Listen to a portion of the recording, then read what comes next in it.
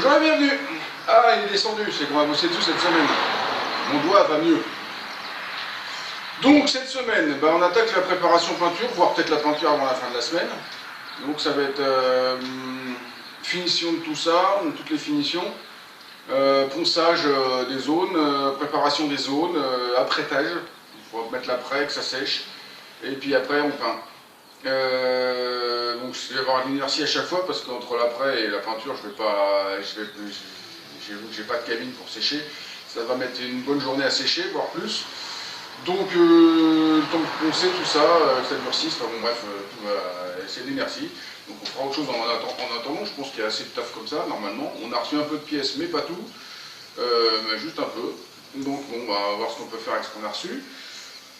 Quoi d'autre, on va commencer par remonter les portières. Parce que je voudrais voir les ajuster. Déjà je vais les peindre sur la voiture, ça sera mieux.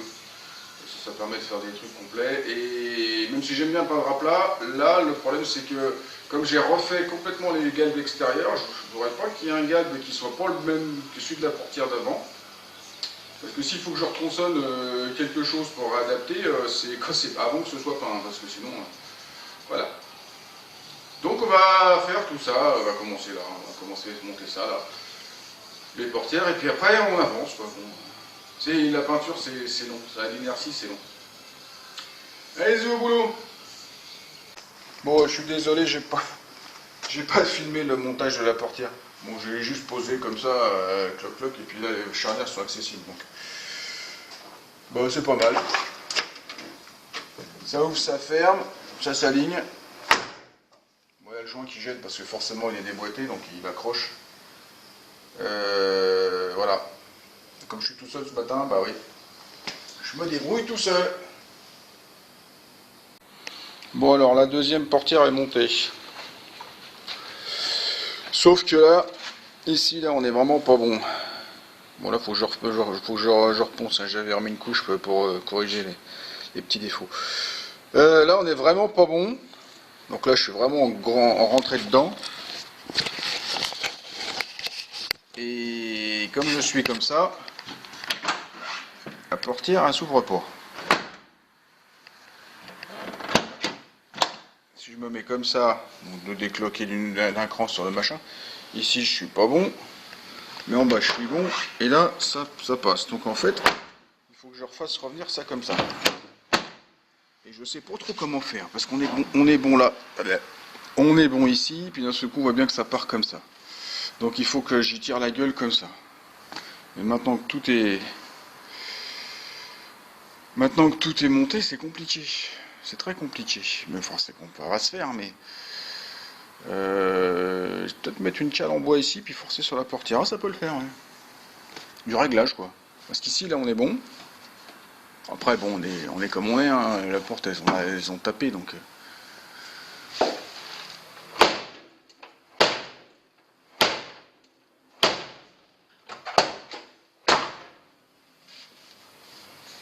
Ah, elle était un peu loin.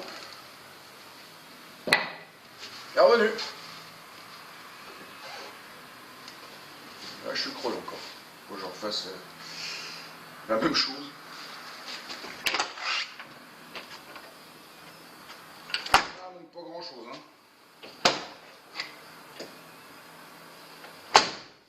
C'est bien, hein. Elle est bonne la méthode, hein.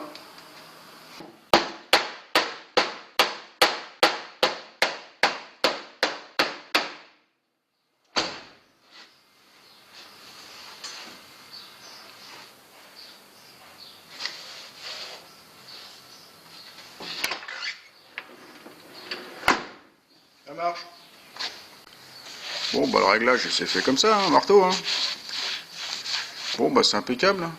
J'ai tapoté un peu ici pour ça s'aligne, et j'ai tiré un peu là, dans l'autre sens, enfin j'ai tapé dans l'autre sens pour faire revenir là. Mais par contre ici effectivement j'avais vu qu'il y avait un creux quand je l'ai replié, quand je l'ai refait. Là il y a eu un choc, quoi. Donc ça fait qu'on n'est pas constant. J'ai juste dévissé la charnière ici pour remonter la porte comme ça. Pouf, la faire pivoter ici. Comme ça, en haut, je suis mieux. Et puis bah ça s'ouvre avec beaucoup plus de gras. Bah, y a toujours. Donc ceci est un tire-clou, un vrai. Parce que ma pince à souder, pince à point, mais j'ai l'option de tire-clou. Donc on met des clous, des vrais clous.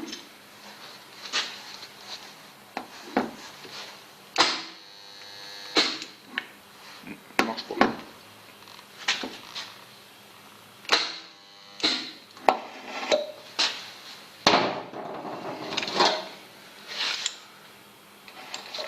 On prend un doum doum.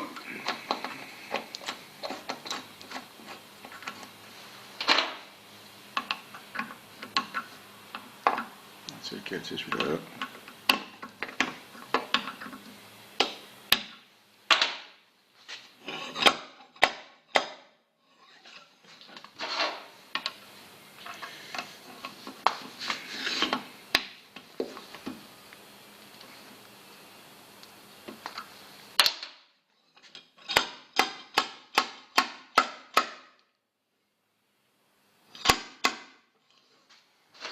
Bon, j'en ai un peu chié parce que ça, c'est pas terrible. Le serrage là. Pour finir, j'ai mis ça dedans. J'ai attrapé les clous avec ça. Ça c'est revenu un peu. Bon, ça suffira. Ça suffira parce que c'est. Je vais pas en mettre 50 parce que là, la tôle elle est un peu fatiguée. Je fais un trou. Donc déjà, je suis obligé de mettre de la soudure. Bon, j'ai rebouché ma connerie. Ça c'est un trou normal, hein, c'est pour mettre un insert en plastique et mettre le clip de bas de caisse. Donc ça restera comme ça ici, hein, c'est un bas de caisse comme on dit. Hein. Sinon de ce côté-là, bah, j'ai masqué tout ce que j'allais, toutes les zones où je voulais pas que ça soit protégé. Donc je suis tombé en panne de tiro, donc il faut que j'aille la chercher demain, et je pourrais finir de l'autre côté. Bon ça y est, ce côté-là aussi il est masqué. Tout est poncé. Et là, il y a deux enfoncements, un là et un là. C'est pas profond, mais ça se voit. C'est complètement con de repeindre et de rien faire. Donc je pense que je vais pas le planer parce que je peux pas passer à l'intérieur pour planer. Donc je vais remplir avec de la résine. Ça fera quand même plus propre.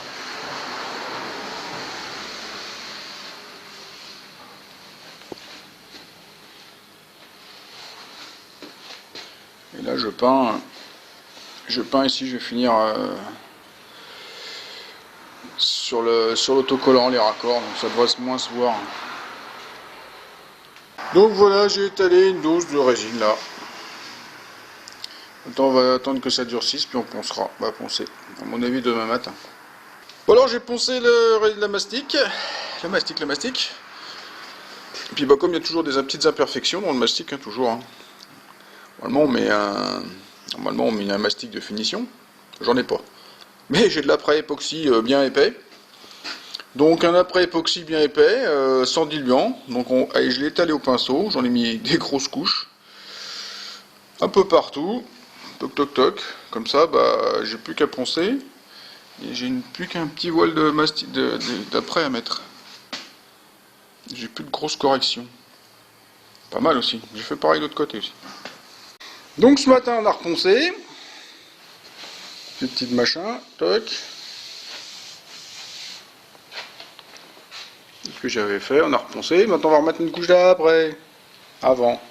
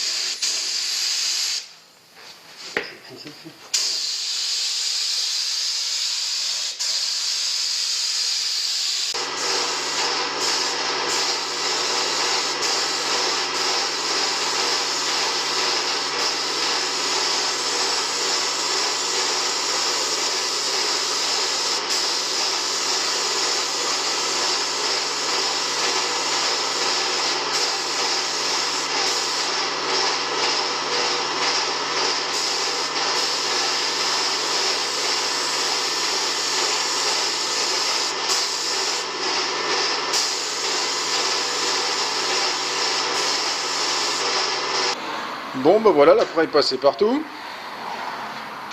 Je vais attendre que ça durcisse, ils disent 35 minutes. Moi j'ai un doute, et d'une je suis pas en cabine. Bon, il fait doux aujourd'hui, il faut faire 16-17 degrés, mais bon, on va le laisser durcir au moins jusqu'à demain je pense. Il a fait granuleux quand même, ça a sacrément besoin de... Mais il charge bien. Ça a besoin de poncer, il charge bien. Bon, j'ai eu des petits problèmes de durcisseur. Parce que celui qui était vendu avec, il était déjà dur dans le pot. Donc là, il faut que je me démerde avec mes regatons qui restaient dans mes autres pots. Par contre, ça fait ressortir plein de défauts. On voit bien que c'est pas droit. On va faire avec. Hein. Et de ce côté-là, pareil.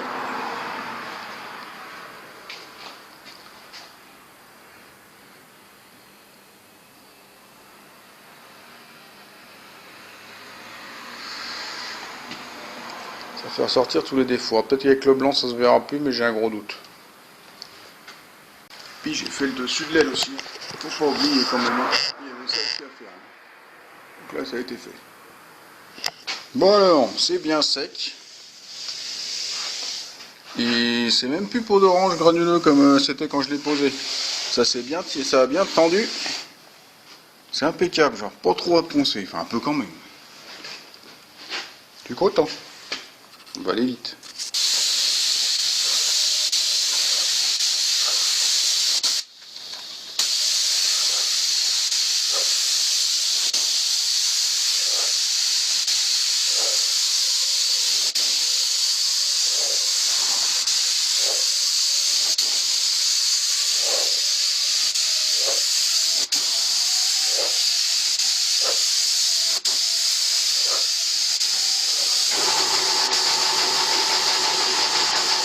Bon, bah, je suis relativement content. Ça s'est bien fait, bien étalé. J'ai pris mon temps, j'ai mis des couches fines. J'ai pas fait de coulure. Bon, ça va pas. Quand c'était pas terrible en dessous, bah, c'est pas terrible dessus. Hein. Faut pas se leurrer, hein. Ça bouge pas les bosses. Mais c'est pas mal, pas de caisse, tout ça. Poc, poc, poc, le tour d'aile. Je ferme pas les portières parce que j'ai mis de la peinture derrière, donc il y a le joint qui appuie dessus.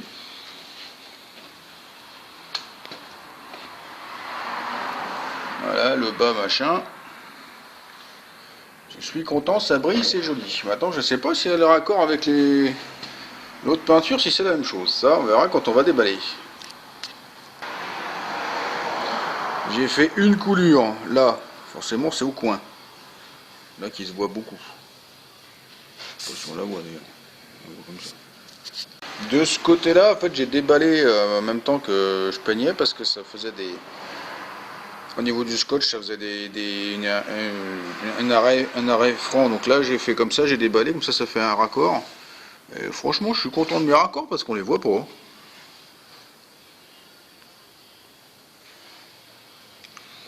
Bon, les portières, pareil, hein, ça fait pas de miracle sur les tas de surface qui est en dessous. Pareil, bon, pareil, je ferme pas parce que j'ai mis de la peinture derrière. Là, pareil, il fait les bas de caisse, les bas de portière, seuil de porte. Et le bas de caisse. Ouais, c'est pas mal tout ça. Mais bon, j'aurais eu à faire toute la bagnole.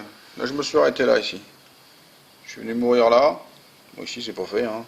Là, on voit bien qu'il y avait déjà eu des trucs. De toute façon, c'est tout bosselé. Là, je vais pas m'embêter à repeindre une partie qui sera certainement refaite plus tard. Mais je suis content. Voilà. Bon, bah, je crois que la semaine va se finir là parce que maintenant, il faut que ça dure, ça sèche avant que j'enlève tout le masquage. Tout est poisseux. Bon, on va s'arrêter là pour cette semaine. Donc, bien content d'avoir terminé ça parce que moi, la peinture, c'est pas du tout ma tasse de thé. La préparation, tout ça, moi, faut remettre des taux, le machin, mais alors les finitions, de ponçage, les mastiques, tout ça, je fais pas ça. Il faudra que j'ai des stagiaires pour faire ça. Ou ouais, ou un sous-traitant. Je suis relativement content du résultat. La peinture, elle s'est vachement bien mise, bon réglage du pistolet. par rapport au C15, il n'y a pas photo, c'est quand même mieux. Pourquoi? Je sais. Le C15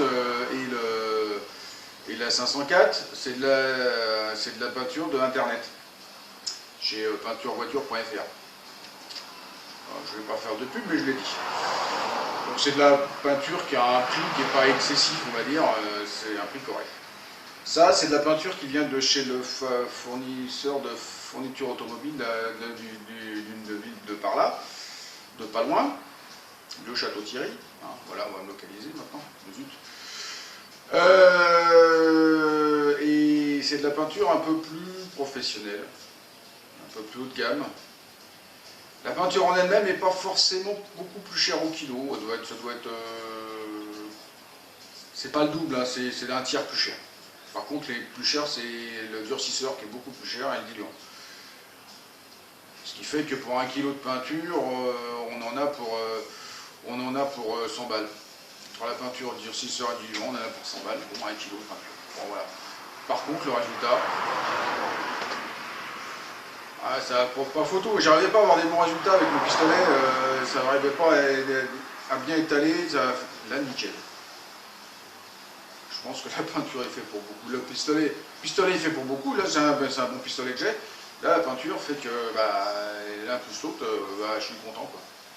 Donc je vais peut-être rester sur ce genre de peinture là. De chez eux, elle a l'air bien. En même temps ils vendent aux professionnels quoi, donc ils vendaient de la merde. Voilà. Donc cette semaine j'ai pas fait grand chose. Parce que mine de rien, j'ai dû passer toutes mes matinées à poncer pour faire mes trucs l'après-midi.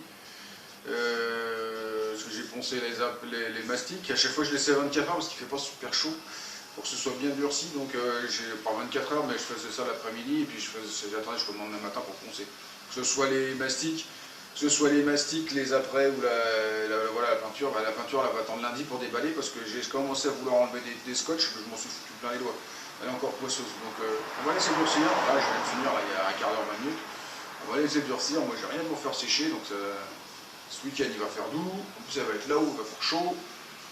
Avec le soleil qui va taper dessus, ouais, peut-être on verra. S'il y a du soleil. Et puis voilà. Lundi ce sera bien un peu plus durci. Pas forcément dur, mais sec au touche. Voilà, bon, je vais aller faire autre chose. J'ai remonté ça, ranger tout ça, et puis j'ai d'autres occupations, je vous montrerai plus tard ce sur à quoi j'ai travaillé cette semaine en parallèle. Je n'ai pas fait de vidéo parce que c'est de la chaudron, c'est de la chaudronnerie pure, mais vite fait. Hein. Voilà, mais ça je vous montrerai plus tard. J'ai récupéré un truc, ça va être bien pour la suite. Un outil. Voilà, un truc, pas un véhicule de plus. Voilà. Bon, je suis content, ça avance. On n'a pas tout reçu les pièces encore, il en a encore commandé une palanquée parce qu'il y avait manqué des trucs encore, au fur et à mesure. Hein.